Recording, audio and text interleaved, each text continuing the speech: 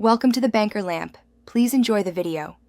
You begin by obtaining your Heygen API key and storing it securely. Once done, set Heygen API KEY as an environment variable so scripts never hardcode secrets.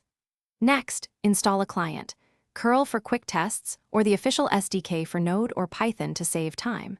Then make a simple auth call to verify connectivity and confirm rate limits. This first step proves credentials work, avoids later failures, and establishes a reproducible starting point for building video requests. You craft the request payload next, specifying template ID, narrator text, voice selection, and any image or video assets. This is where timing and captions are defined so visuals match speech. Once the payload is ready, upload local media or pass accessible URLs, then post the JSON with the authorization header. After submission, you'll receive an asynchronous job ID.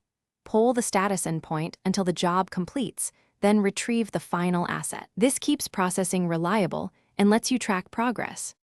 You finish by downloading the completed MP4 or using the provided streaming URL once the job status is complete. Then validate audio sync, captions, and resolution to ensure the output matches expectations. Make small adjustments to timing or voice parameters if needed. If something goes wrong, first confirm the API key and headers, then validate the JSON schema and required fields, next check rate limits or file size.